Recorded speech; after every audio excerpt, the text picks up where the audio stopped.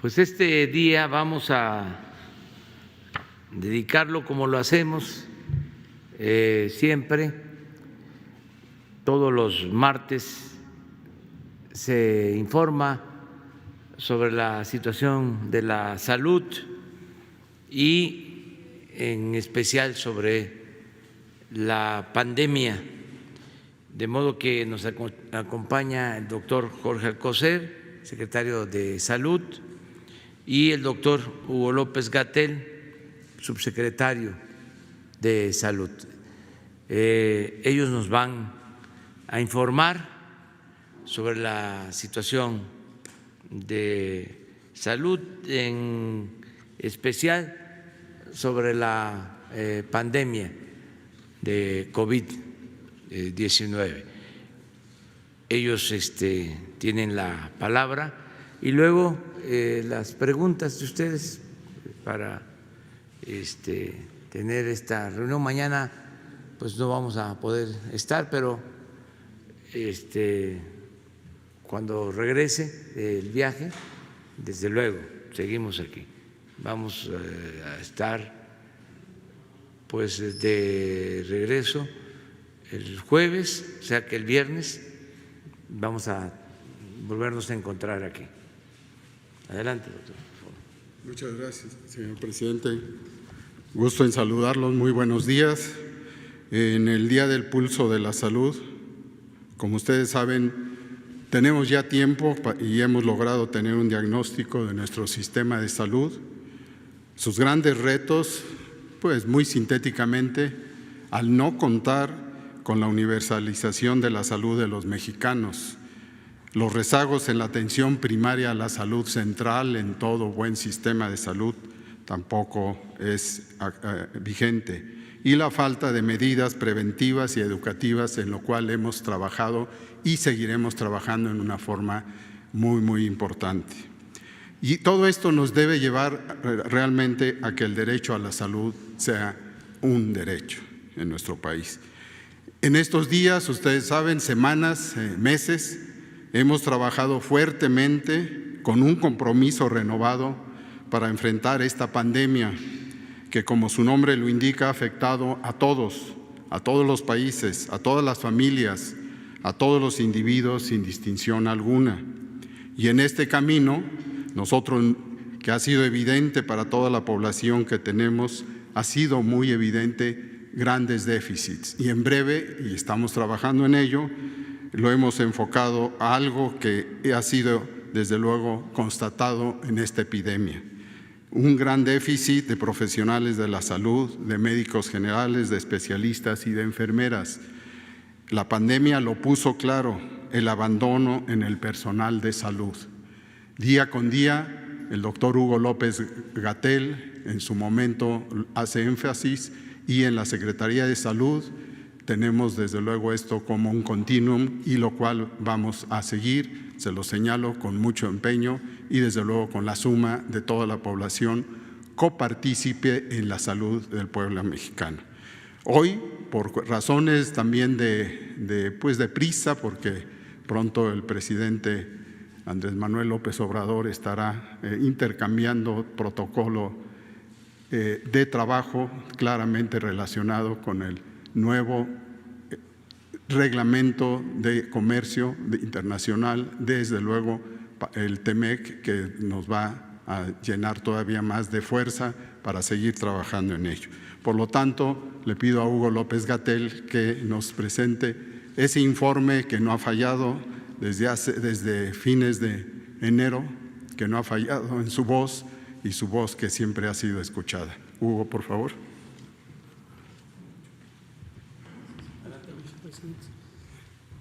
Con su permiso, presidente. Maestro, muy buenos días. Buenos días tengan todas y todos. Vamos a brevemente repasar el informe técnico sobre la situación de COVID-19, el nuevo coronavirus SARS-CoV-2 que causa esta enfermedad pandémica, y vamos a comentar algunos detalles con el nuevo esquema de comunicación que hemos dispuesto en esta etapa. La siguiente, por favor. Aquí lo que recordamos a ustedes es que tenemos 36 días desde que procedimos a este esquema que le designamos nueva normalidad. En otras partes del mundo también se ha usado este concepto para recordar que este virus, SARS-CoV-2, el causante de COVID-19, va a estar presente con los seres humanos durante varios meses, posiblemente años, a nivel mundial. A nivel mundial tenemos una enfermedad que ha afectado a toda la humanidad y que no tiene un tratamiento específico ni existe todavía una vacuna para prevenirlo. Llegará el momento en que la especie humana establecerá un equilibrio ecológico con el virus SARS-CoV-2, como ha ocurrido con innumerables otros virus y otras enfermedades infecciosas que causan este tipo de grandes epidemias, de pandemias. Y este es un proceso gradual que no se puede acelerar artificialmente, pero sí se puede adaptar. La humanidad se puede adaptar a vivir y convivir con este virus. Esto parece una paradoja porque obviamente un agente infeccioso que nos causa enfermedad, que puede causar la muerte, no parece ser un elemento amigable a la humanidad. Sin embargo, es importante que nuestras prácticas diarias nos ayuden a tener la mejor posibilidad de no enfrentar la enfermedad, a pesar de que el virus persista, insisto, por varios años estará con los seres humanos y seguirá después por muchos años, pero ya en una forma atenuada. Concretamente, en el caso de México, este planteamiento de la nueva normalidad implica que debemos empezar a recuperar nuestra vida en general, nuestras actividades de la vida pública, económicas, sociales, pero hacerlo de manera cuidadosa. No es posible tener paralizada la sociedad por demasiado tiempo, porque esto causa daños también, afecta la vida de las personas, y lo que sí se puede hacer es progresivamente, en una forma ordenada, en una forma cuidadosa, empezar a recuperar esta nueva normalidad. Y esto implica cambios de actitud, cambios de comportamiento que sean favorables a la prevención, como le hemos señalado prácticamente todos los días. La siguiente, por favor. En la información internacional nos interesa ir compartiendo con la sociedad mexicana lo que está ocurriendo en otras regiones del mundo. Antes lo hacíamos con una misma representación gráfica de la frecuencia de casos nuevos de enfermedad en los 14 días más recientes, donde hemos visto que ya desde hace más de un mes la región de América, el continente americano, tiene la mayor carga de enfermedad aguda o reciente en los últimos 14 días. Pero hoy agregamos esta gráfica que nos permite visualizar el conjunto de las regiones, continentes o subcontinentes del mundo, a qué velocidad están cambiando la epidemia. Y vean ustedes, tenemos en las dos primeras líneas, si las identificamos de arriba para abajo, las dos subregiones de América, arbitrariamente definidas. Tenemos América del Sur como esta tendencia que ha ido creciendo de manera sostenida y muy acelerada a lo largo del tiempo, y América del Norte, que muestra este aumento inicial rumbo al día 20, después de que se alcanzó un caso por millón de habitantes. Después tiene una zona de estabilidad, pero con alta cantidad de casos diarios, y después del día 90 empezó a tener un nuevo ascenso muy acelerado. Europa, por su parte, tuvo el ascenso hasta el día 20 y después ha ido bajando progresivamente, con algunos países que prácticamente ya no tienen casos nuevos, y finalmente África y otras regiones del mundo que tienen un incremento lento, progresivo, pero lento, y todavía no están en un punto extremo de la transmisión, y ya se verá hasta dónde pueden llegar en eso. La siguiente, por favor.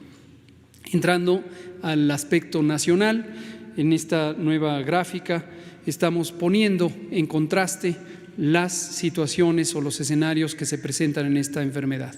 Esta es una enfermedad que en su gran mayoría causa síntomas que son leves, que se autolimitan, se quitan espontáneamente por acción del sistema inmune en aproximadamente 14 días, pero ciertamente hay personas que tienen enfermedad grave y no dejamos de recordar quiénes tienen el mayor riesgo de enfermedad grave: personas de 60 o más años de edad, personas que tienen ciertas enfermedades crónicas, diabetes, hipertensión, obesidad, personas que fuman.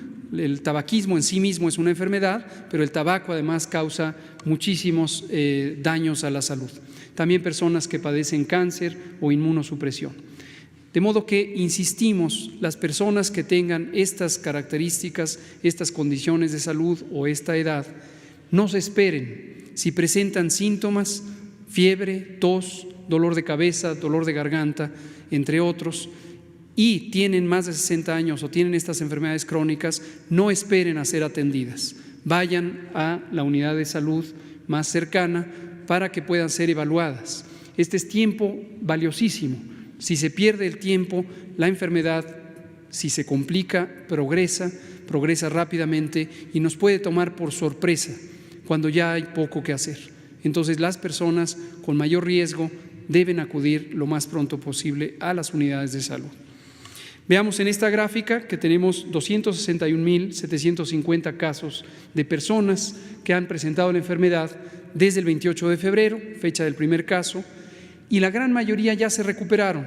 Más del 60% de las personas, que es casi 160,000 personas, ya están recuperadas y han tenido la gran mayoría síntomas leves. Las personas que se enfermaron en los últimos 14 días son los casos más recientes. Algunas permanecen todavía hospitalizadas y la hospitalización puede durar varios días más, y quienes no tuvieron la necesidad médica de ser hospitalizadas ya se han recuperado cuando pasan 14 días.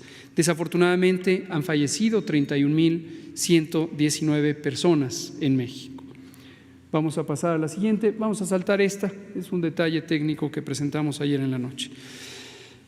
Nos centramos en la Ciudad de México en este momento y lo estaremos haciendo a lo largo de los siguientes días con cada una de las entidades federativas para que usted, que vive en un estado en particular, sepa lo que está ocurriendo en su localidad, en su estado. Posteriormente entraremos a detalles también municipales. Hoy veamos los de la Ciudad de México. Aquí tenemos noticias positivas. La Ciudad de México ha sido, desde el inicio de la epidemia, el punto donde empezó, donde se detectó el primer caso, pero también la zona que ha tenido la mayor cantidad de casos acumulados. En principio, porque es la zona más poblada del país, no solo la ciudad, sino la zona metropolitana, tiene más de 23%, casi la cuarta parte de la población de México. Pero vemos una noticia positiva, que es ya desde hace 15 días al menos hay un descenso progresivo de los casos nuevos en la Ciudad de México. La Ciudad de México ya alcanzó hace poquito más de 15 días el punto máximo de la epidemia y tiene un descenso progresivo de casos nuevos, de hospitalizaciones y de defunciones. Y esto lo vemos aquí en la gráfica, donde se ve que desde la semana 21 tenemos ya este descenso.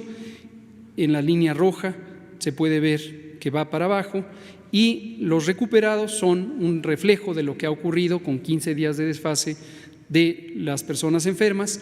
Y vean ustedes en la curva de hasta abajo, donde en la Ciudad de México se han detectado y confirmado 7.053 defunciones por confirmación de laboratorio, y tenemos ya también este descenso progresivo que empezó en la semana 20. La siguiente nos la saltamos, el detalle técnico, y entramos en un mosaico, una imagen que nos permite en una sola visualización tener el panorama de las 16 alcaldías de la Ciudad de México.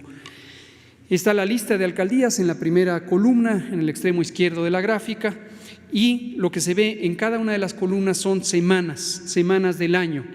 Técnicamente le llamamos semanas epidemiológicas. La única particularidad de ello es que la semana se cuenta desde el domingo. Tenemos la octava semana del año, es la primera, y esto se va hasta la semana 26.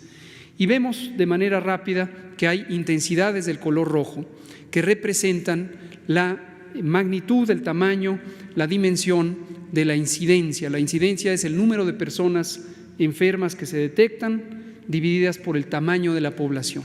Esto es indispensable para tener una comparación apropiada desde el punto de vista técnico. Hay que considerar los tamaños poblacionales. Por eso en días recientes que algunos medios y personas hacían comparaciones numéricas entre países, pues les recordamos que esto es un error de concepción, es un error de entendimiento, es un error metodológico, porque las personas, el número de personas afectadas o el número de personas fallecidas es siempre proporcional al tamaño de la población. Regresando a la Ciudad de México, vean ustedes, hay 2 delegaciones o 2 alcaldías de la designación contemporánea que tienen o tuvieron la mayor carga de enfermedad: Iztapalapa y Gustavo Amadero, ya contando que son las zonas más pobladas. Insisto, es una comparación equilibrada por tamaño poblacional, pero a pesar de ello son las zonas o las alcaldías que han tenido la mayor intensidad. Sin embargo, también existen noticias positivas, porque se ve que consistentemente a partir de la semana 24 se va disminuyendo la intensidad del color rojo, lo que quiere decir es que la incidencia, el número de personas enfermas por cada 100,000 habitantes también va a la baja. Lo vemos más claramente en la siguiente diapositiva, donde tenemos hasta arriba Iztapalapa y Gustavo Adolfo Madero, que muestran este descenso desde la semana 21.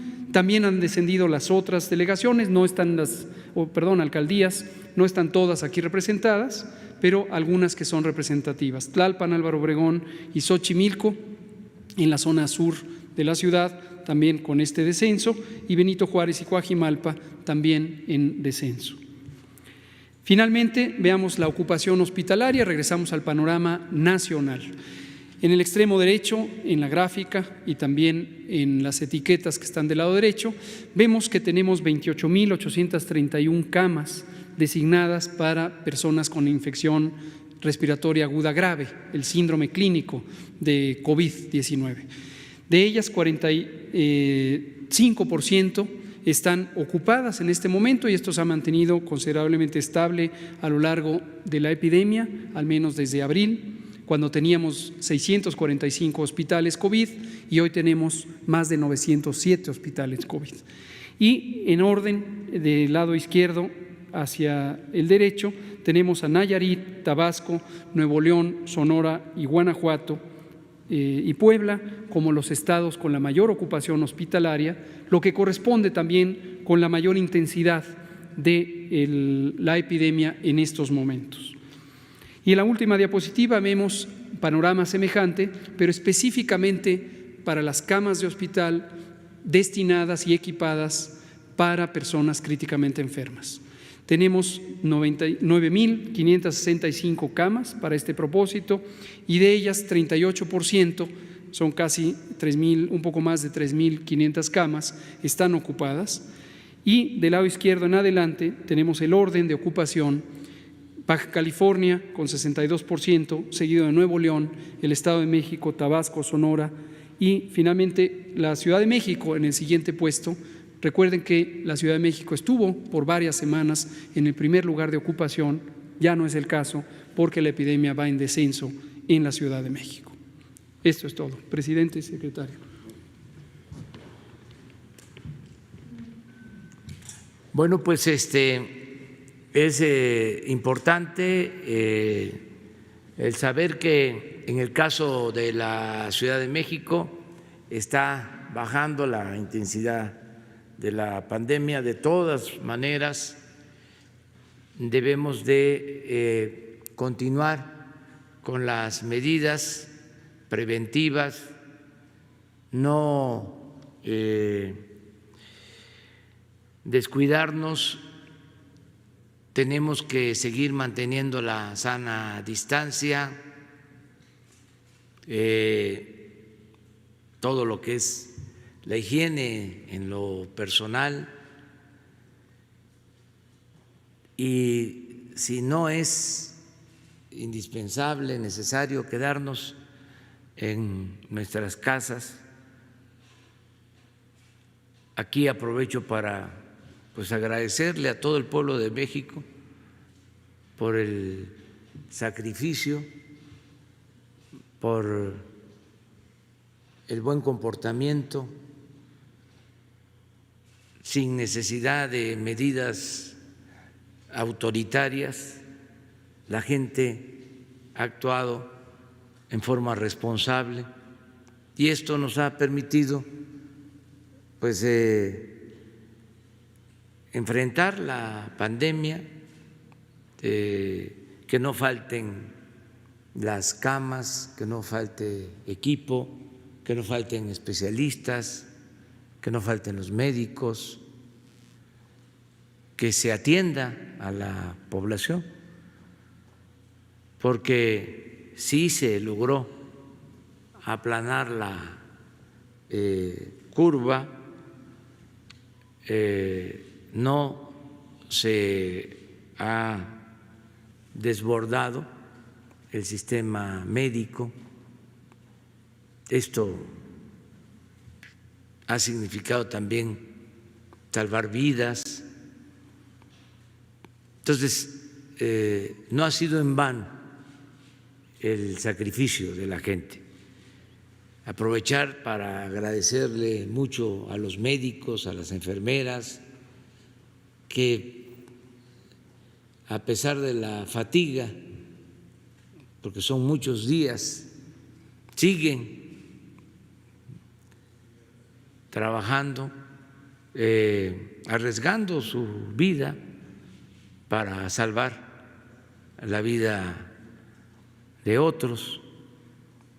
Es realmente heroico lo que hacen enfermeras, médicos, todo el personal del sector salud que ha estado ayudando desde el inicio de esta tremenda, terrible pandemia. Decir que estamos atentos porque hay estados en donde están incrementándose los contagios, donde tenemos que seguir ampliando la capacidad hospitalaria y resolviendo también la demanda de especialistas. Estamos en eso. En el caso de Tabasco, de Nayarit, de Tamaulipas, está trabajando todo el sector salud para que no falten las camas, los equipos, los médicos. También informar que se han entregado los fondos que les corresponden a los estados, se han autorizado las transferencias de recursos para los estados en todo lo que tiene que ver con la salud. Tenemos pendientes 5 estados que ya dejé firmado el acuerdo para que hoy mismo se le transfieran sus fondos. Si recuerdo bien, es Guanajuato, Michoacán, Puebla, el Estado de México y la Ciudad de México. Hoy van a recibir sus recursos y estamos al día. En el resto de las entidades, 27 estados tienen sus recursos de este mes de julio, se entregaron por adelantado.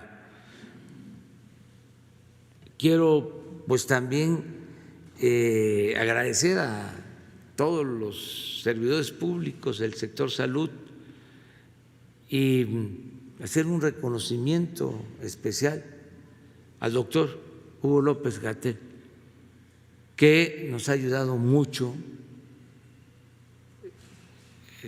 ha sido clave porque es un especialista de primer orden, especialista en la materia, en la atención de epidemias, de pandemias, y además, pues una gente honesta, íntegra, que ha estado informando siempre con transparencia y con apego a la verdad. Esto no les ha gustado mucho a nuestros adversarios,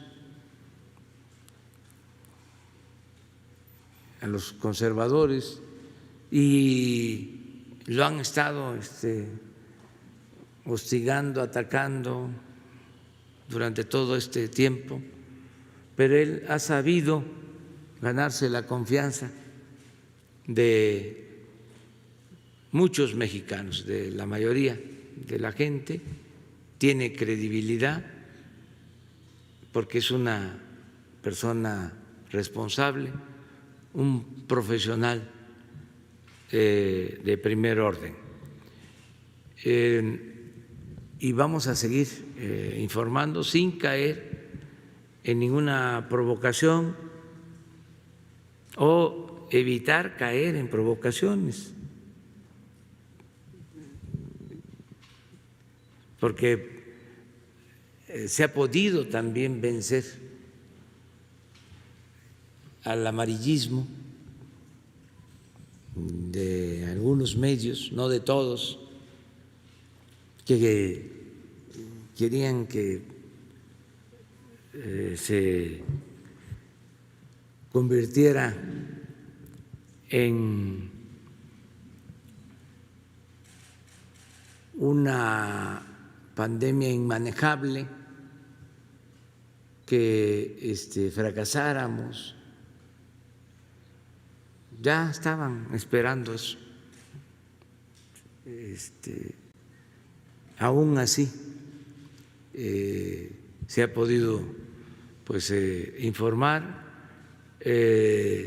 Lo que hablaba, por ejemplo, Hugo hasta hace unos días, en una de esas hasta hoy mismo, no he visto los periódicos, pero se habla del número de fallecidos de México y se compara con otros países, nada más que no toman en cuenta la población de nuestro país. Por ejemplo, que ya se superó a Italia o a Francia o a España, pero nosotros tenemos el doble de población de esas naciones. En el caso de España son un poco más de 46 millones de habitantes. Nosotros tenemos más de 126 millones de habitantes, pero eso no se toma en consideración. Hay que estar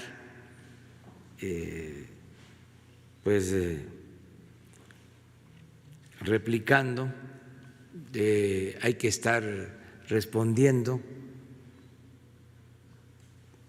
y es hasta penoso porque estas comparaciones sobre fallecidos pues son de mal gusto, dolorosas, porque no se trata de números, no es un asunto cuantitativo, al contrario, nuestro pésame permanente, nuestro dolor permanente a todos los que pierden la vida en México y en el mundo. Es un asunto de fraternidad universal. Pero bueno, vamos adelante. Como acordamos, nos vamos a ver el viernes de nuevo. Yo salgo hoy a Washington salgo al mediodía. Tenemos mañana actividades en Washington, el encuentro con el presidente Donald Trump. Es una reunión de trabajo y regresamos el jueves, de modo que el viernes ya estamos aquí y les vamos a informar de los resultados de este encuentro, de este viaje, que significa ir a celebrar la entrada en vigor del Tratado Comercial de Canadá, Estados Unidos y nuestro país, en un momento que lo necesitamos. Siempre es importante el que haya cooperación para el desarrollo, pero ahora, en una circunstancia de crisis económica mundial, este tratado nos va a ayudar mucho. Es muy oportuno. Se están dando a conocer resultados, por ejemplo, de la creación de empleos en Estados Unidos, y ya en junio pudieron crear o recuperar más de 4 millones de empleos en Estados Unidos. Claro, perdieron 20 millones en abril por la crisis económica, pero ya hay una recuperación.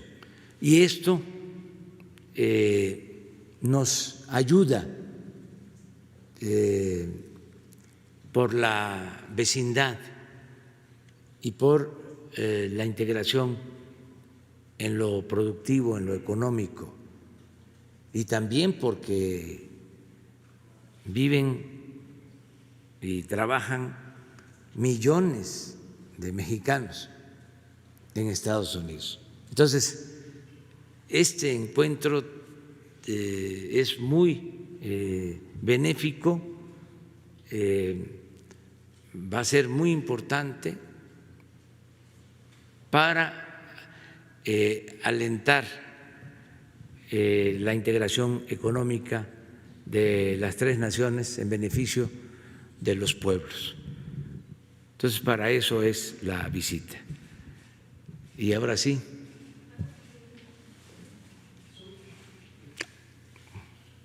Y luego tú, Sheila. Sí, buenos días, señor presidente. Vamos para allá.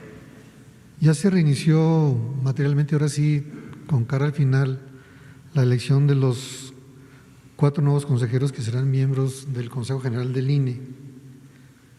2 planteamientos muy concretos. Uno, si usted va a proponer, de acuerdo con lo que ha señalado sobre el INE, sobre su abultada nómina y estructura, alguna reforma a este organismo, aunque fuera de largo plazo. Y la segunda, ¿qué mensaje enviaría a los diputados y consejeros que van a participar en este proceso? Bueno, es un proceso que corresponde a la Cámara de Diputados.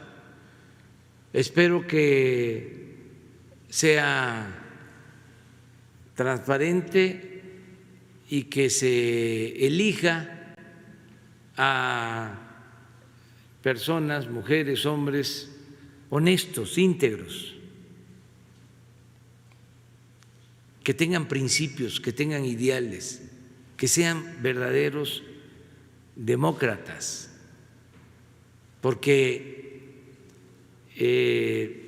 hay una mala experiencia en la integración del instituto electoral en nuestro país. Por lo general, no ha estado a la altura de las circunstancias y por eso los fraudes electorales, porque no hay autoridad electoral independiente que defienda el derecho de los ciudadanos a elegir libremente a sus autoridades. Han estado ahí gentes oportunistas, serviles, obedientes al poder, sometidos a los grupos de intereses creados, gente inmoral que han avalado fraudes electorales. Entonces, que eso no suceda y que lo resuelva la Cámara de Diputados y que sea la gente, repito, más idónea por su integridad, por su rectitud. Eso es lo que deseo. ¿Y sobre una reforma a este organismo? Nosotros no podemos hacer eso ahora. Creo que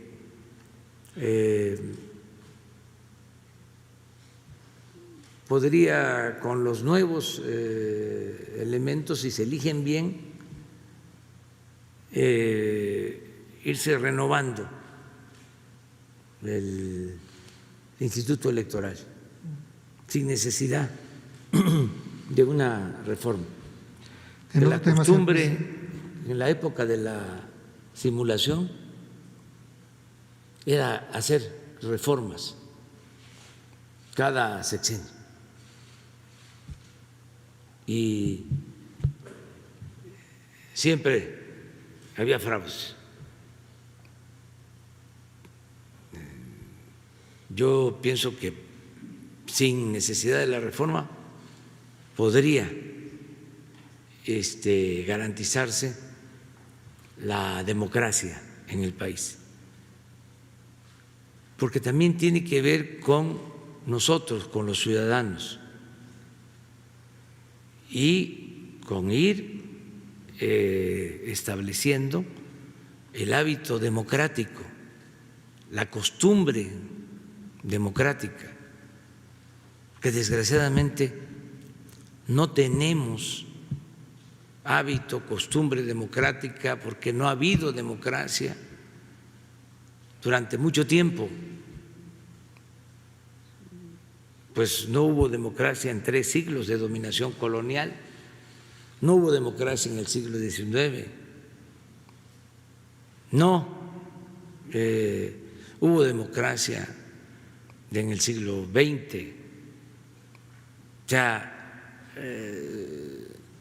algunos destellos, pequeños periodos,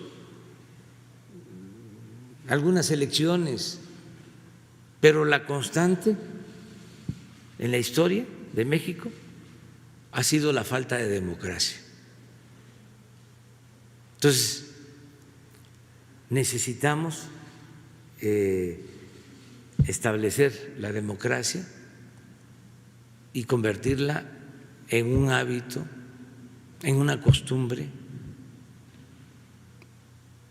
Nosotros vamos a hacer todo lo que nos corresponda para que se respete la voluntad de los ciudadanos, porque es muy importante la democracia. No nos trae el cuerno de la abundancia, pero cuando hay democracia nadie puede sentirse absoluto. Hay contrapesos, hay equilibrios, y siempre es el ciudadano el que tiene las riendas del poder en las manos. No hay democracia si un partido se porta mal o un gobernante de un partido no actúa bien, para afuera. y entra otro. Aquí nosotros en el país, durante muchos años, décadas, siglos, siempre eran imposiciones. No era el pueblo el que elegía libremente a sus autoridades.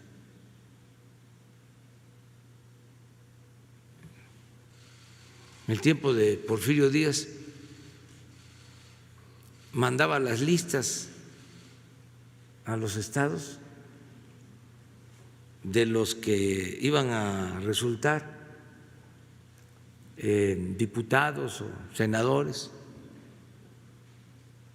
y pues ya esos eran. La diferencia con Madero es que él se enteraba por la prensa de quienes ganaban. Porfirio Díaz los nombraba a todos, y como había reelección, habían diputados que tardaban, pues como él, años ahí en la curul. Hay un fragmento de un texto de Alfonso Reyes donde habla de su maestro, mi paisano, Manuel Sánchez Mármol. Le dio clase a Alfonso Reyes y dice que era diputado Sánchez Mármol, y luego dice Alfonso Reyes, sintió que lo habían pasado a una silla, a un sillón más cómodo, más muelle, y es que lo habían hecho senador,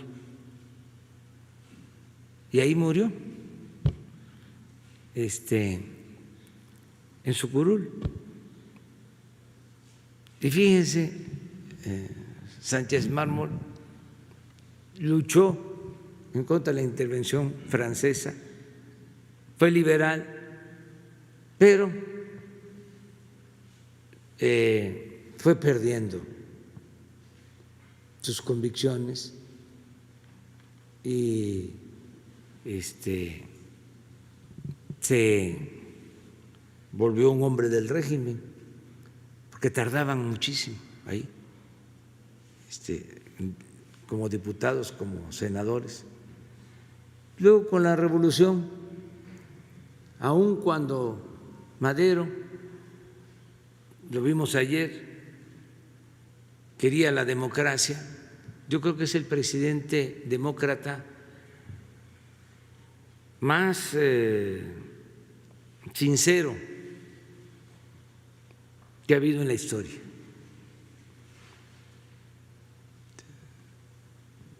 Francisco I. Madero tenía como convicción el establecimiento de la democracia en México.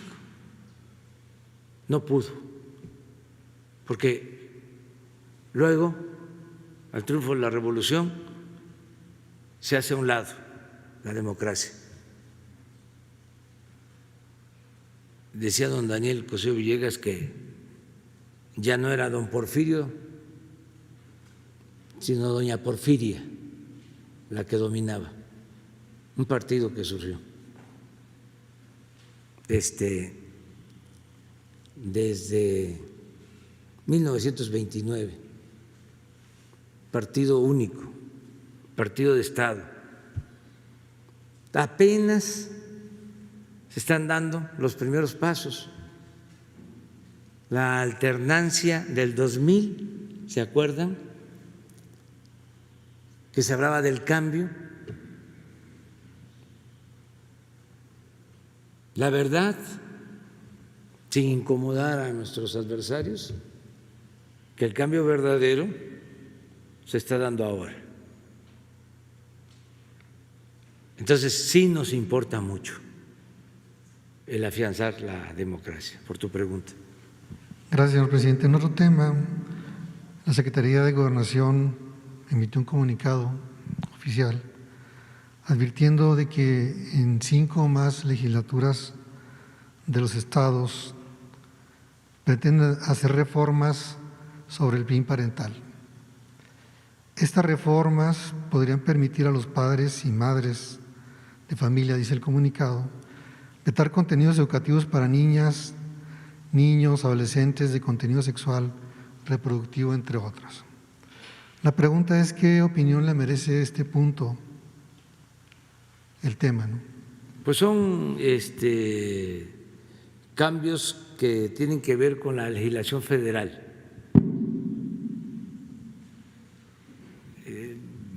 Básicamente, y nosotros no estamos promoviendo ninguna iniciativa en ese sentido, en lo federal.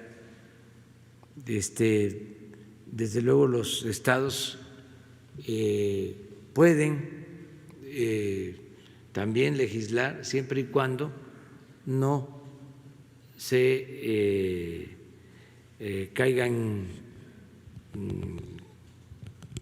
desacato de lo que establece la Constitución General de la República.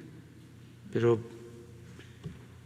no tenía yo conocimiento de eso que me está preguntando.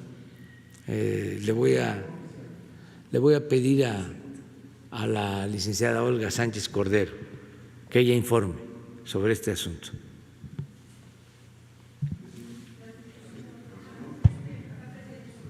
Y luego vamos para atrás. Buenos días, presidente. Gracias. Shaila Rosagel, corresponsal del Grupo Gili, El Imparcial de Sonora, La Crónica de Mexicali y Frontera de Tijuana. Presidente, verá en su visita a Estados Unidos el tema de seguridad y en la frontera relacionado con la pandemia. Y también preguntarle si pedirá que se termine con la restricción de cruces no esenciales de México a Estados Unidos o que haya filtros de Estados Unidos a México, como está viendo en México. Y también, ¿cuál va a ser su postura si su contraparte toca el tema del muro? Ayer publicó el presidente Donald Trump 2 tweets en donde aparecen unas fotos y videos donde sale él en la parte de Arizona y la patrulla fronteriza. Entonces, ¿cuál sería su postura si se llega a tocar este tema del muro? Bueno, yo insisto, el tema principal de la visita es el tratado que entró en vigor el 1 de julio. Hay en la agenda bilateral muchos temas, pero vamos básicamente a lo relacionado con el tratado. Nos importa mucho la reactivación de la economía y también vamos a expresar nuestro beneplácito porque las relaciones entre el Gobierno de México y el Gobierno de Estados Unidos se han llevado a cabo en términos de respeto. Hay una muy buena relación con el Gobierno de Estados Unidos, una relación de cooperación, de amistad, pero el tema básico es el del tratado. Desde luego hay pues expectativas sobre otros asuntos, seguramente se van a abordar en las reuniones que vamos a tener de trabajo. Vamos a platicar de todo, pero el tema, insisto, fundamental es el tratado. Y a eso vamos, básicamente. Por eso es ahora, en julio, porque acaba de entrar en vigor el tratado comercial. Acerca de otros temas, pues vamos nosotros a ofrecer nuestra opinión, pero no vamos en un plan de confrontación. Vamos a buscar convencer, vamos a buscar el entendimiento del diálogo, como lo hemos hecho en todos los casos. En este tema, si se planteara el tema del muro y en de no buscar la confrontación, ¿cuál sería su postura? O sea, ¿qué le diría usted al presidente Donald Trump? No sobre nos el tema adelantemos. Sheila, tú estás en tu derecho, además, como eres muy buena periodista, quieres tener la nota. Todos, ese es tu trabajo profesional. Pero yo también soy dueño de mi silencio. Gracias, presidente. Vamos para atrás, para las dos compañeras. Presidente Dalila Escobar, ya tiempo punto de preguntarle precisamente igual sobre el tema de la visita a Estados Unidos. Allá en territorio estadounidense ha habido voces que se han pronunciado en contra de esta visita, precisamente porque bueno, pues están en un proceso electoral en el que justo el presidente Donald Trump está en una campaña para reelegirse. ¿Qué responde usted ante estos señalamientos y si considera que esta visita será utilizada con fines electorales? Pues yo he expresado que es una visita de trabajo con el gobierno de Estados Unidos, que encabeza el presidente Donald Trump, y pues cada quien puede interpretar lo que considere. Nosotros pensamos, y por eso tomé la decisión de ir a Estados Unidos, que es conveniente para México, que es conveniente para nuestro pueblo el tener buenas relaciones y el poder afianzar la relación económica comercial, lo que tiene que ver con el tratado. Es muy importante, independientemente del asunto partidista. No olvidemos que sean de un partido o de otro, allá o acá, estemos en un partido o estemos en otro, esto tiene que ver con la economía, tiene que ver con los empleos, tiene que ver con el bienestar y beneficia a todos, de manera directa o de manera indirecta.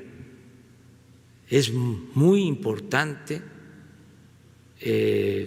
tener buenas relaciones con nuestro vecino en el norte.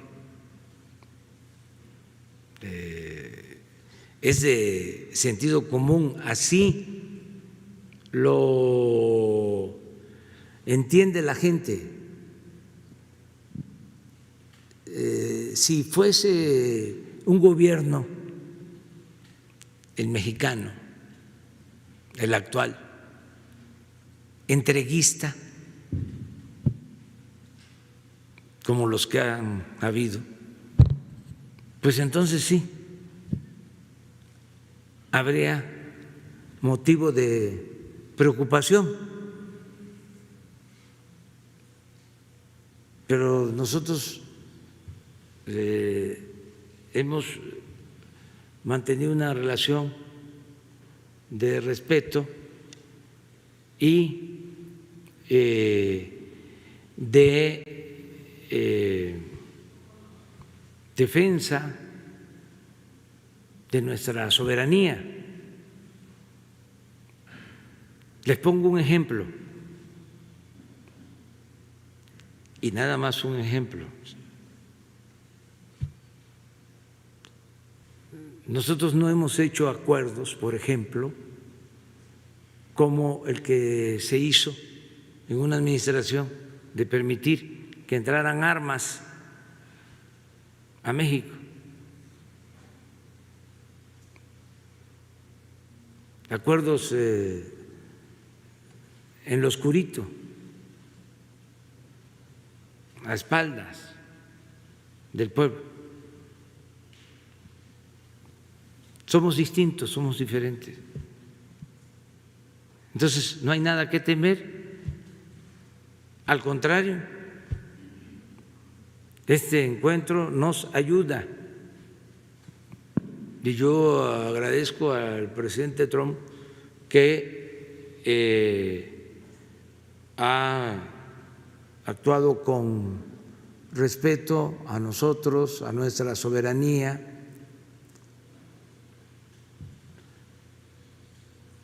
Todavía ayer, así como apareció esta foto en la frontera, pues también se da a conocer de que él defiende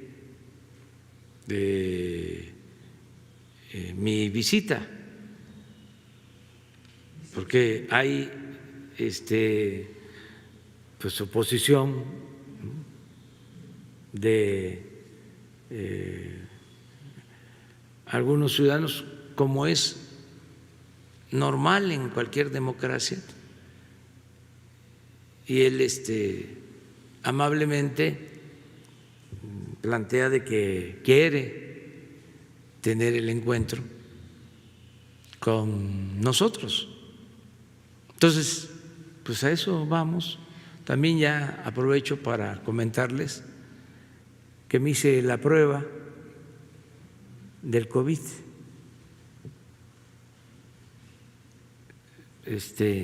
Para que el Reforma pueda decir que ahora sí ya estoy le dieron el resultado. Alineado completamente. Ya le dieron el que resultado. no me la había hecho, pero como tengo que ir, eso dice el Reforma y el proceso, ¿no? Que ya me alineé. Entonces sí, no tenía yo ningún síntoma, por eso no me había hecho la prueba, porque le hago caso aquí a los doctores, y siempre nos han dicho de que si no hay calentura, si no hay tos seca, si no hay malestar de cuerpo más allá del normal, si no hay dificultades al respirar, pues no hay los síntomas, ¿no? Entonces, que no se necesita la prueba. ¿Aún no tiene los resultados de la prueba? Ahora me la hice porque voy a viajar y tengo que pues actuar con responsabilidad, estar muy seguro de que no tengo afortunadamente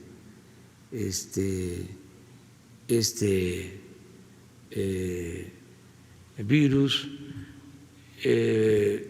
Ya me hice la prueba, llevo mi certificado. También humildemente no se me quita nada. Si allá, por el protocolo de salud, tengo que volver a hacerme la prueba, lo voy a hacer, porque tengo que ser respetuosos de las normas que tienen en ese país, y no se me quita absolutamente nada. no hay ningún demérito y pues yo quisiera que nadie se enfermara. ¿Dio negativo al COVID? ¿Dio negativo al COVID? Sí, sí, sí. Y bueno, nada más un poquito para Y llevo de todas maneras mi certificado. Oiga, y en torno al tema del proceso electoral, ¿en ningún momento lo detuvo el hecho de pensar que había justo campañas electorales en Estados Unidos para declinar pues ir a esta visita? Y también, bueno, pues el presidente Donald Trump lo describió a usted como un hombre maravilloso. ¿Qué dice usted del presidente Trump? Vamos a esperar el encuentro mañana. Ya lo he dicho muchas veces, es un encuentro entre gobiernos y el tema es el tratado comercial. Presidente, ¿qué opina usted del muro fronterizo? ¿Por qué no esperan mañana a ver qué sucede? Vamos a buscar que se mantenga una buena relación con el gobierno de Estados Unidos. Y el otro tema, presidente, en torno a la sanción que emite la Secretaría de la Función Pública al hijo de Manuel Bartlett por el tema de los ventiladores, la venta al Seguro Social, preguntarle si no, de no haber sido por esta investigación periodística, por esta investigación que abrió a raíz de esa nota, la Función Pública, ¿se habrían quedado entonces los ventiladores en el IMSS? ¿Cuántos casos más de estos han considerado que se deban investigar? Pues no tengo información sobre lo que me estás preguntando. No sé. Lo único que sé es que quien hace la denuncia es el grupo México, Mexicanos a Favor de la Corrupción. Entonces, eso no me da mucha confianza, porque eso es Claudio X González, que tiene muchos intereses creados, por eso está en contra de nosotros, pero no solo de nosotros, estuvo en contra de los maestros,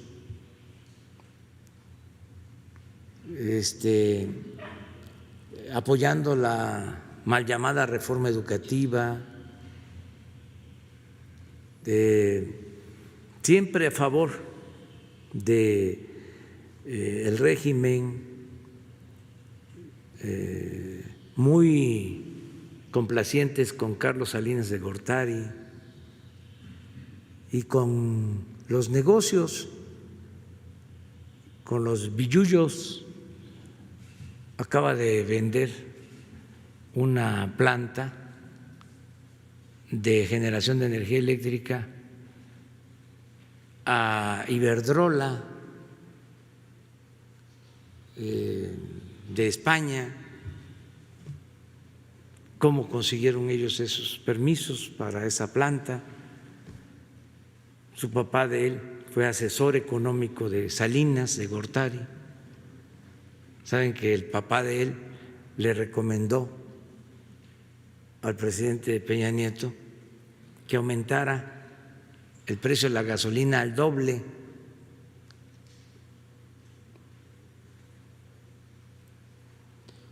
Porque así el gobierno iba a tener más dinero. Sí, déjame que yo termine. Y le hizo caso el presidente Peña. Entonces eran los mandones de antes y ahora se convirtieron en los paladines de la honestidad, pues que se lo crean otros. No faltan aplaudidores, apoyadores de este grupo. Eso es lo que puedo comentarte. Sanciona por inhabilitación. Pues es que tiene que hacerlo, esa es su función. Nada más que quería dar el contexto, porque si no, no se sabe de dónde viene. A ver, la compañera.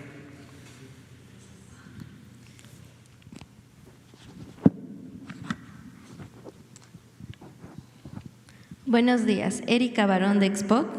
Sobre la prueba de COVID que se hizo antes de su viaje a Estados Unidos, porque como lo menciona es algo responsable, preguntarle si este criterio responsable no ha aplicado con anterioridad en relación a sus compañeros de gabinete, los reporteros que estamos aquí y las personas que han asistido a su gira. Este criterio también aplicará en el TECMEC. Como país vamos a ser más responsables en lo social, ambiental y económico en función a los intereses compartidos. Sí, siempre hay que ser responsables, siempre. Y me hice la prueba porque tengo que salir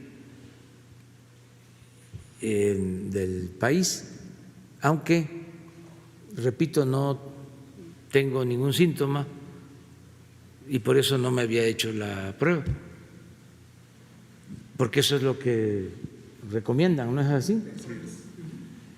Entonces, y además porque, como dice el proceso y el Reforma, ¿no? Estoy alineado. Otra pregunta. La semana pasada mencionaba que habrá más apoyo al trabajo informal, pero sabemos que gran parte de él abarca la venta de mercancía robada o piratería, además de que la economía informal no garantiza, entre otros aspectos, el respeto a los derechos humanos como la mano de obra infantil. Hay demasiados niños trabajando en las calles. Entonces, ¿qué opina usted de esto y de qué manera su gobierno piensa atender este vacío? Pues lo que se tiene que hacer es que funcione la economía formal, que haya empleo, que haya bienestar, pero como no ha funcionado la economía formal, pues la gente se tiene que buscar la vida como puede. En la concepción conservadora quisieran que no hubieran ambulantes, que no existiera el comercio o la actividad económica que le llaman informal, pero la gente tiene que trabajar, tiene que mantener a sus familias. Entonces, no es culpa de ellos, es falta de oportunidades. ¿Por qué? Porque pues, se padeció un régimen corrupto en donde se dedicaban a saquear, a robar y no había beneficios para el pueblo. Entonces, encima de eso, se les estigmatiza a los de la economía informal. Yo no lo veo así. Yo tengo que ver las causas que llevaron a muchos a buscarse la vida de esa forma. Imagínense si no existiera o no hubiese existido la economía informal en todo este periodo neoliberal de crisis, que la gente no se buscara la vida en lo que fuese de manera honrada, como lo hacen, con trabajo. O imagínense que nuestros paisanos no hubiesen tomado la decisión de emigrar en el periodo neoliberal, ¿cómo estaría México? Por esas dos actividades, por la llamada economía informal y por el fenómeno migratorio, no se profundizó tanto la crisis de bienestar, si no estaríamos peor de cómo estamos. Entonces no es solo condenar a la gente, hay que entender las causas. Entonces, desde luego, en la medida de que haya más crecimiento económico, más oportunidades de trabajo, pues la gente va a ocuparse en las actividades formales, pero si no hay oportunidades, pues tienen que hacer lo que sea, y además es legal. Malo sería que tomaran el camino de las conductas antisociales, que se dedicaran a robar. Desgraciadamente hay quienes tomaron ese camino y también por eso estamos padeciendo de mucha inseguridad y de mucha violencia. El ser humano no es malo por naturaleza, el mexicano no es malo, son las circunstancias las que llevan a muchos a tomar ese camino de la delincuencia. Entonces, ¿qué tenemos que hacer? Pues luchar, procurar que haya una sociedad mejor.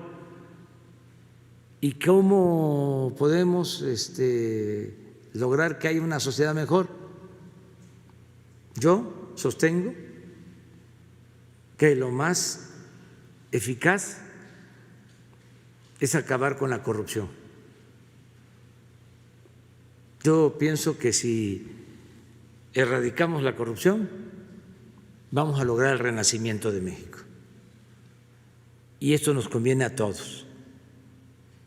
Pero esto que yo pienso y que estoy llevando a la práctica, con el apoyo de muchos servidores públicos y con el apoyo de millones de mexicanos, no lo ven así los conservadores, porque ellos quisieran que se mantuviese el régimen de corrupción, porque el conservador, entre otras cosas, es muy individualista, muy egoísta, piensa nada más en él, porque es el enojo de columnistas, ¿por qué nos insultan? Porque pues ya no reciben $1 millón al mes, deben de estar recibiendo 200, 300, pero no se conforman con eso. No se ponen a ver de que hay millones de mexicanos en la pobreza y que necesitan ser atendidos y que tienen los mismos derechos que todos, la misma posibilidad de salir adelante, que no debemos de creernos más o tener privilegios. Entonces, acabar con la corrupción es muy importante. Entonces yo sí creo que debemos de tener una mentalidad distinta. El conservadurismo es individualismo, es también mucha corrupción y mucha hipocresía. Y en cuanto a los derechos humanos, Pues que no se violen los derechos humanos, pero si a esas vamos, ¿quiénes violaban los derechos humanos? Los gobiernos conservadores. Esos son los partidarios del uso de la fuerza, de querer resolver todo por la fuerza, la mano dura.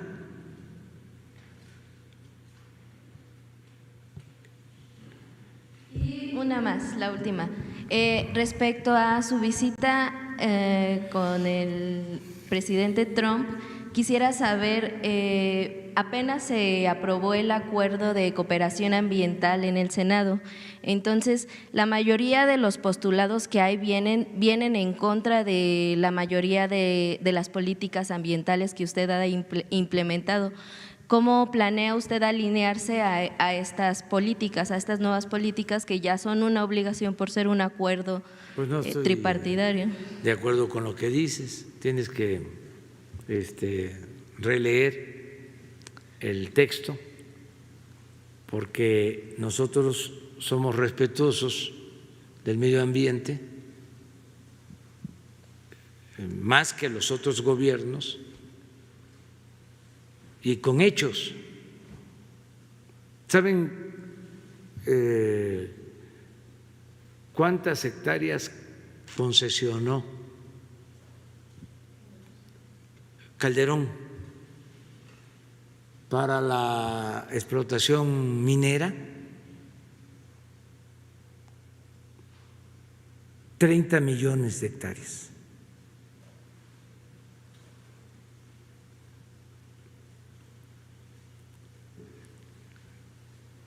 ¿Sabes cuántas hemos concesionado nosotros? Ninguna.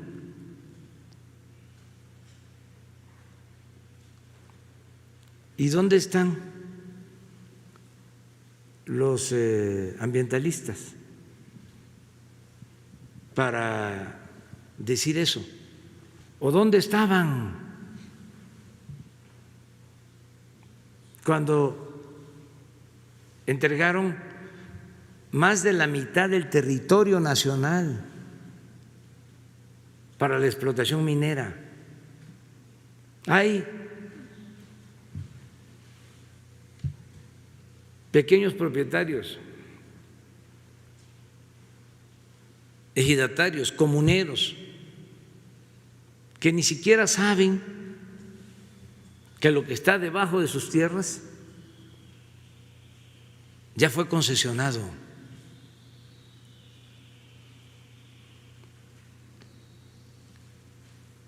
El territorio nacional tiene 200 millones de hectáreas.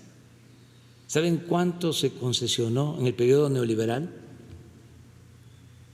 110 millones de hectáreas, casi el 60% del territorio nacional.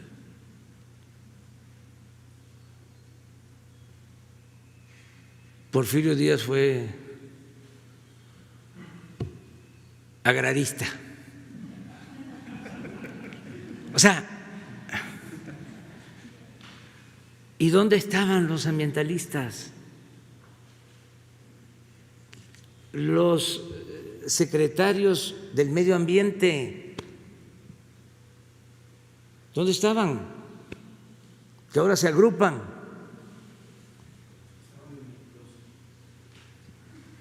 Pero no se permite el maíz transgénico, no a la práctica del fracking.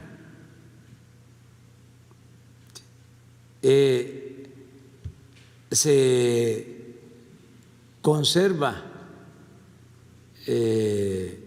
la selva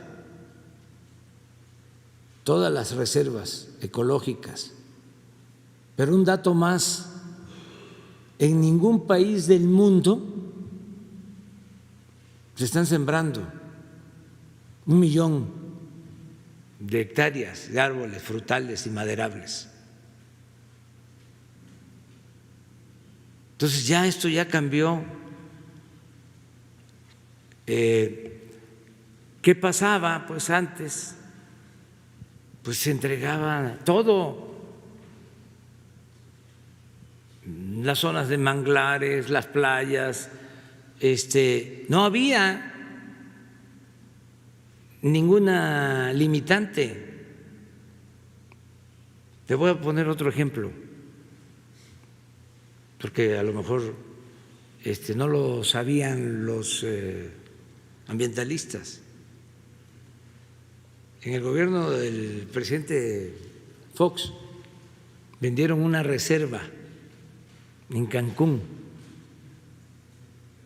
como a 10 minutos del aeropuerto de Cancún. No sé si 200, 300 hectáreas. A 70 pesos el metro cuadrado.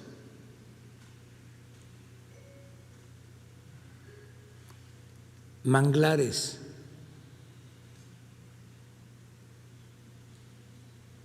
¿Y quién lo denunció? Nada más nosotros. Ahora surgen grupos ambientalistas como hongos después de la lluvia. ¿Dónde estaban? ¿Qué hacían?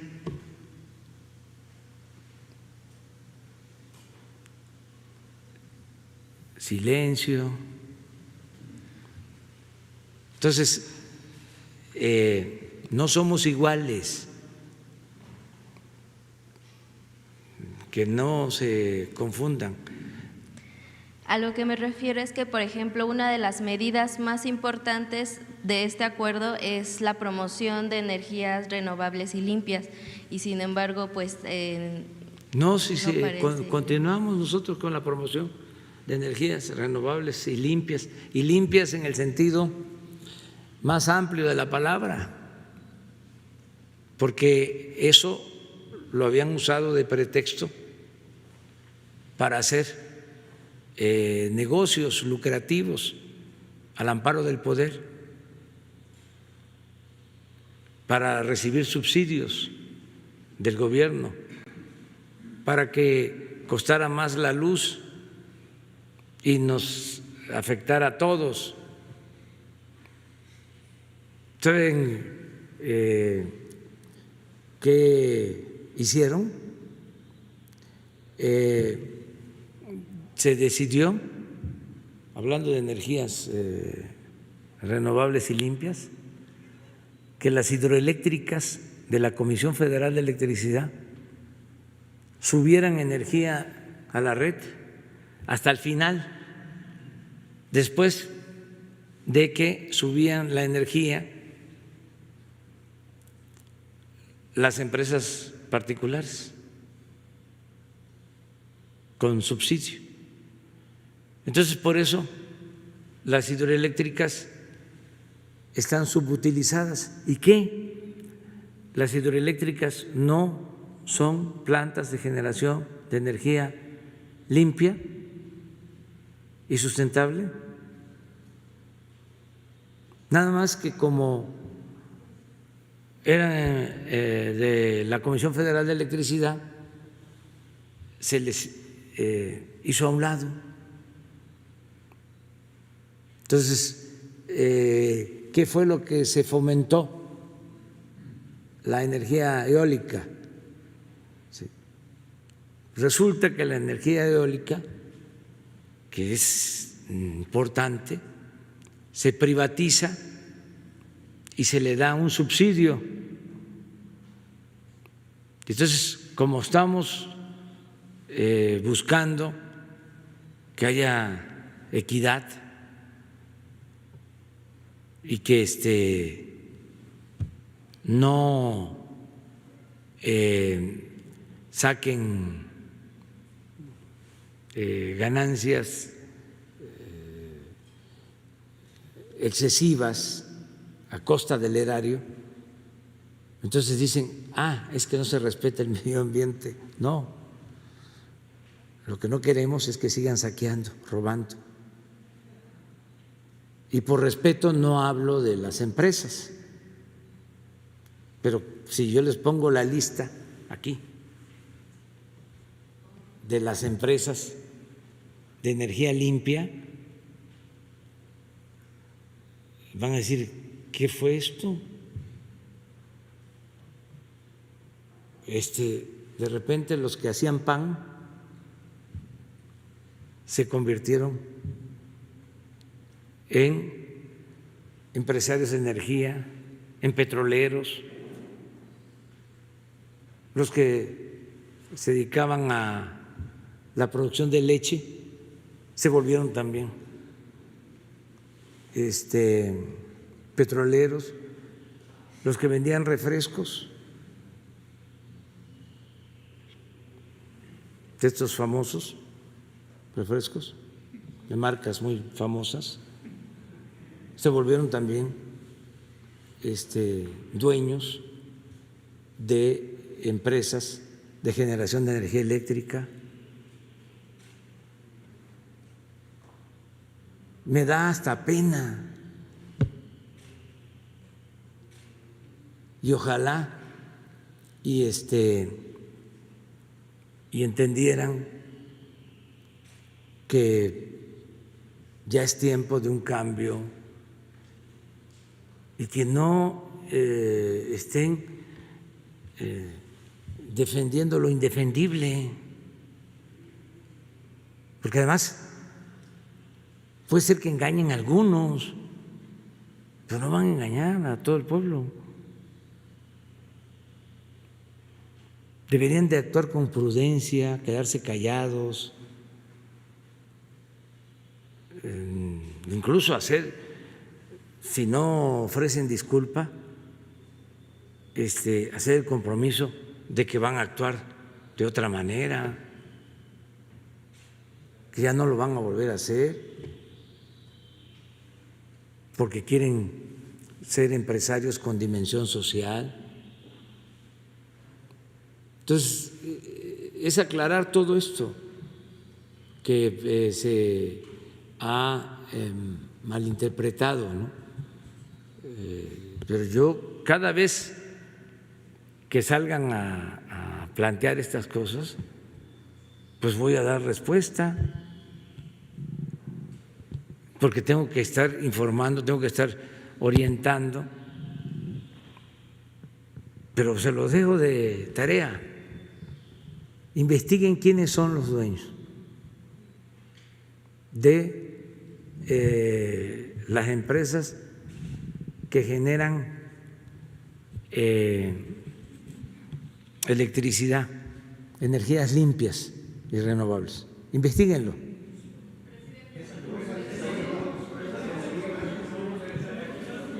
Tú.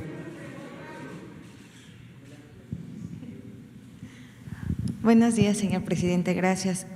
Bueno, pues mi pregunta tiene que ver con el mensaje que emitió el domingo respecto al combate a este combate que ha venido dando de manera frontal a la corrupción y a la impunidad, y sobre todo en el tema del sistema de justicia por los pasados acontecimientos.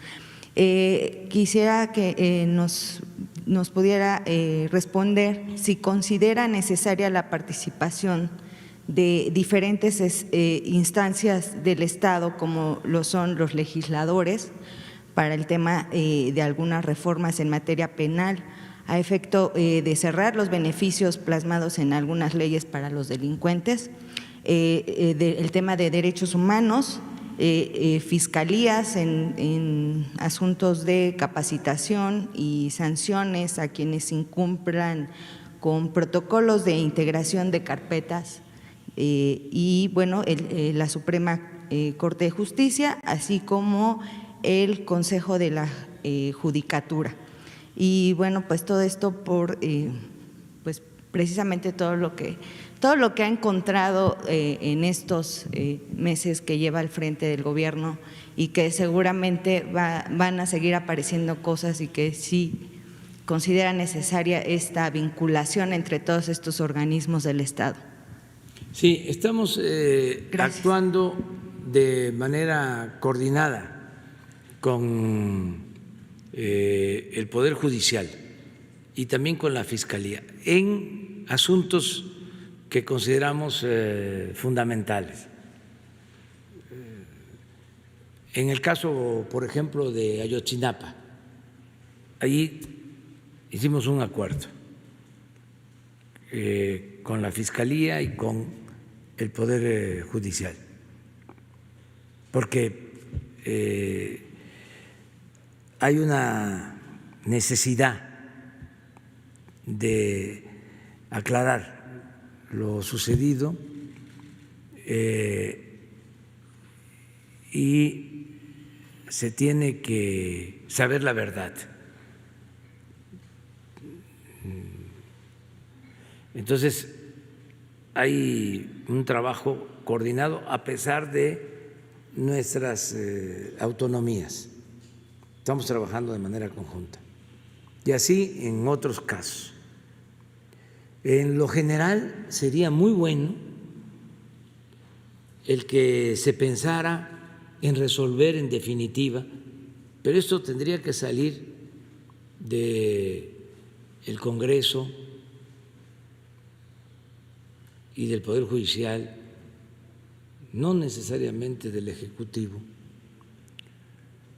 un análisis de fondo para hacer una reforma que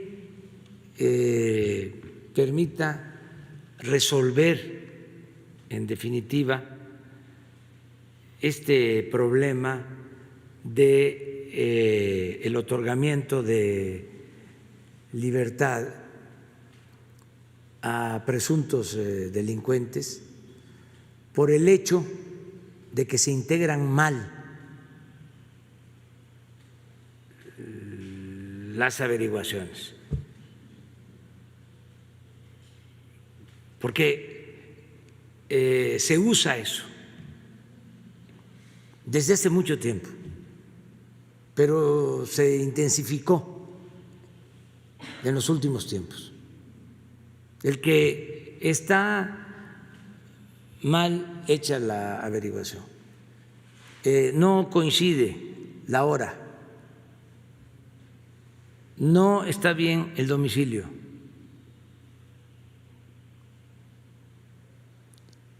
por cualquier cosa,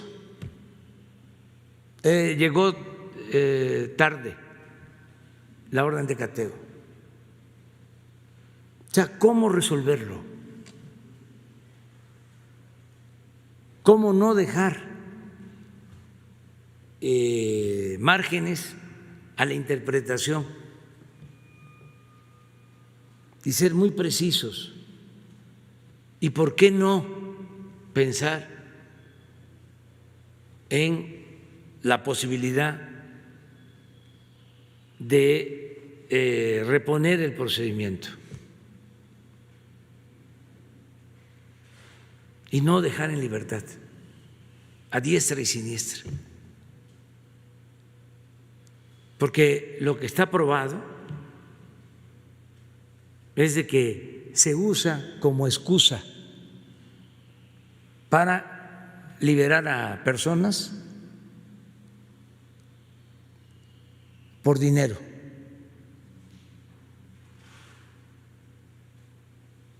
Esa es la forma más usual. No te preocupes, nada más que va a costar tanto. Y entonces le buscan, y como los policías o los que llevaron ante el Ministerio Público al acusado, no hicieron bien su trabajo, o se equivocaron. Entonces siempre hay motivo. Y se dice, ¿es legal? Sí, pero es Tribunal Superior de Justicia, es Suprema Corte de Justicia, no es Tribunal de Derecho, no es Tribunal o Suprema Corte del Derecho, es de la justicia. Entonces no puede ser que por procedimientos no se haga justicia. Entonces se tiene que arreglar y se puede. Y sí nos importaría mucho participar en un grupo que convoque, ya sea el Congreso o el Poder Judicial, pero atender el asunto de fondo, porque lo que acaba de pasar es una burla y además demuestra el nivel de descomposición que existe en la impartición de justicia. Lo repito, un día sale a informar el fiscal general de la República que se está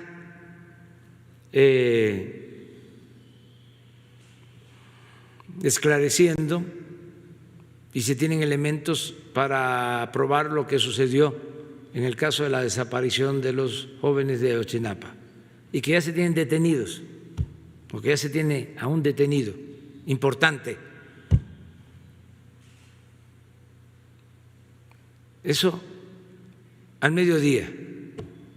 Y en la noche, ese detenido importante, a las 12 de la noche, antes de que venciera el plazo, en el juzgado lo dejan libre. ¿Por qué? Vayan a saber. Sería interesante, ¿no?, que se supiera. Pero fue seguramente una excusa por algo. O sea, que no se presentaron las pruebas a tiempo, lo que sea. Pero casi al mismo tiempo, y esto fue una casualidad,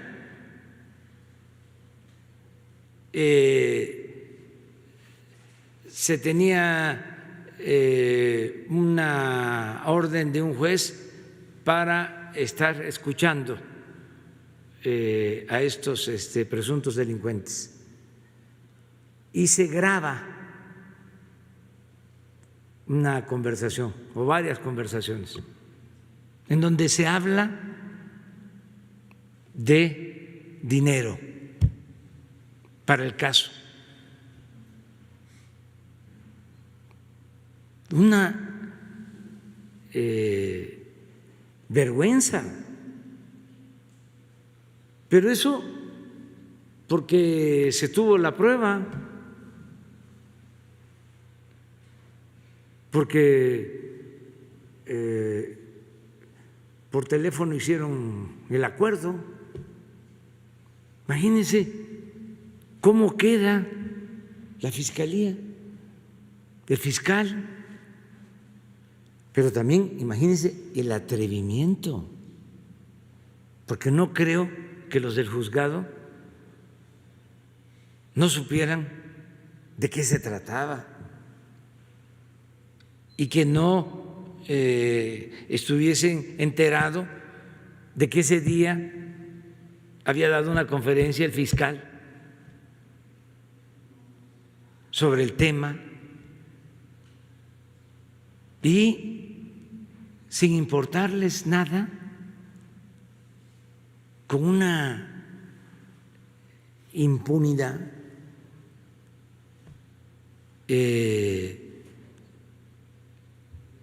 supina, absoluta, ¿se atreven a hacer eso?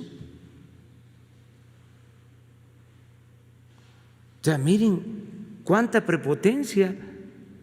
Estamos hablando de los jueces. Entonces, es muy buena tu pregunta y que ya se termine con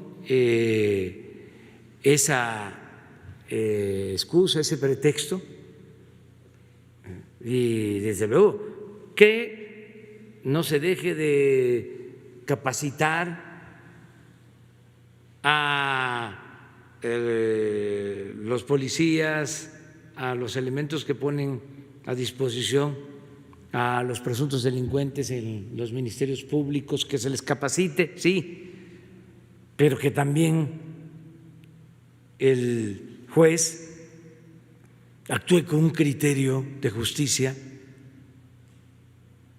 ¿Qué no saben? ¿Qué no sabían los jueces de quiénes están ahí detenidos, quiénes son?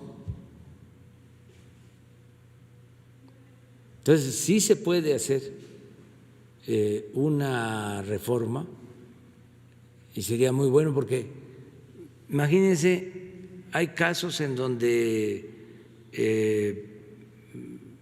los policías o quienes detienen saben que están arriesgando su vida y cumplen con su responsabilidad y detienen a un presunto delincuente. Y resulta que lo sueltan. Hay casos en donde lo sueltan y el policía que detuvo al presunto delincuente lo asesinan. Entonces, eso se tiene que atender a fondo. Esa es una muy buena reforma y no queremos nosotros hacerla, o sea, porque van a decir de que se violan los derechos humanos y que la ley es la ley y la justicia, ¿dónde queda? O sea, ¿por qué no ajustar la ley a las necesidades de justicia, o que la ley esté al servicio de la justicia, pero por entero, por completo?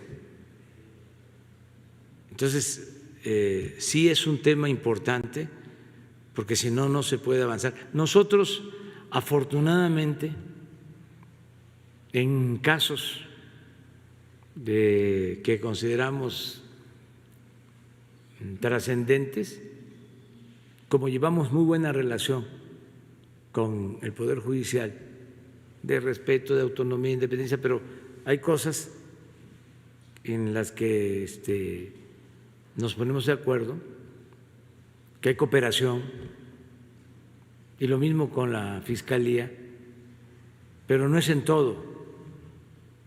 Debería de pensarse en, sí, como lo comentas, en una muy buena reforma, y podría ser el Congreso. Nosotros participamos, o sea, sí participaríamos, y el Poder Judicial sobre todo, y la Judicatura, que es el órgano interno del Poder Judicial para sancionar actos de corrupción en jueces, en magistrados, ministros. Muy bien. Ya nos vamos.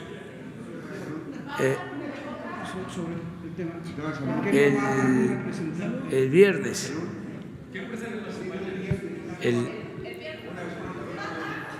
El viernes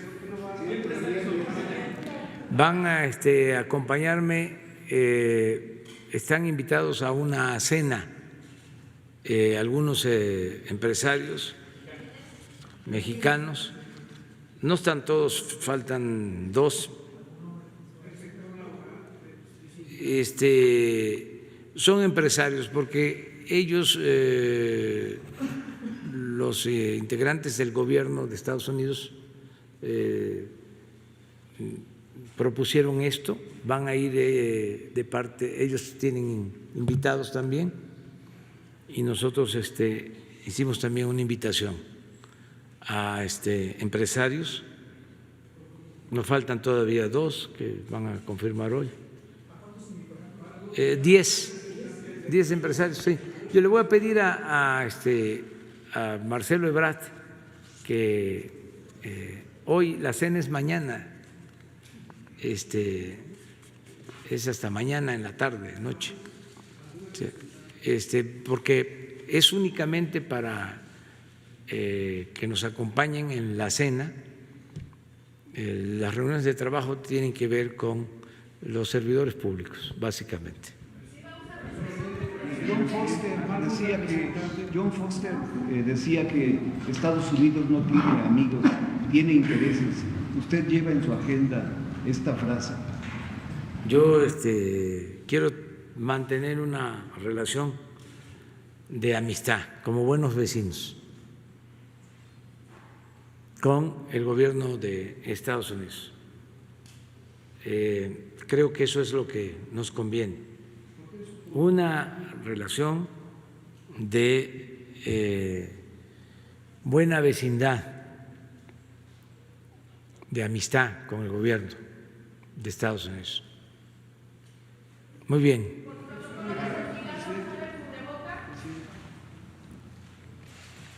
El viernes.